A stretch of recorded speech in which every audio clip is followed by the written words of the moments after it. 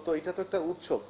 আমরা এটাকে খুব বেশি আইন শৃঙ্খলা থ্রেট হিসেবে দেখছি না, কারণ আমাদের দেশের মানুষ আসলে সাম্প্রদায়িক সম্প্রীতি বজায় রেখে বরাবরই উৎসব উদযাপন করে, উৎসব পালন করে আসছে। এবং আমাদের যারা কমিটির সদস্য রয়েছেন পূজা উদযাপন কমিটির, তারা যথেষ্ট সচেতন রয়েছে এই উৎসবটি যেন আমরা সুশৃঙ্খলভাবে সম্পন্ন করতে পারি।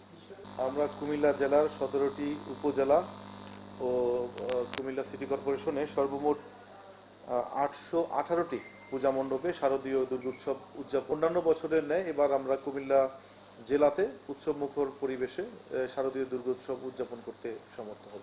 এখন থেকে আমরা আইন শৃঙ্খলা রক্ষাকারী বাহিনীর সাথে সমন্বয় করে প্রত্যেকটা পূজা মণ্ডপে আনসার, পুলিশ সহ অন্যান্য আইন শৃঙ্খলা রক্ষাকারী বাহিনীর উপস্থিতি নিশ্চিত করেছি।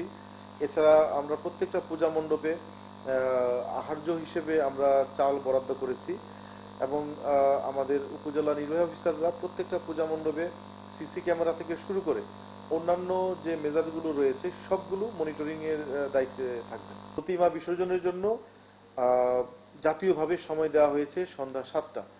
যদিও অনেক রাত পর্যন্ত প্রতিমা বিসর্জনের জন্য স্থানীয়ভাবে দাবি ছিল, আমরা আজকে জেলা কমিটিতে বসে রাত 8টা সর্বশেষ সময় নির্ধারণ করেছি এবং আমরা যারা দুর্গাপূজা উদযাপন করবে তাদেরকে অনুরোধ করেছি যেন রাত 8টার মধ্যেই প্রতিমা বিসর্জনের কাজটি সম্পন্ন করেন। আমরা বলেছি প্রত্যেকটা পূজা মণ্ডপ একাধিক সিসি ক্যামেরার আওতায় থাকবে। এখানে স্বেচ্ছাসেবক থাকবে, আনসার, পুলিশ সহ অন্যান্য এবং ইভেন সেনাবাহিনীও টহলে থাকবে।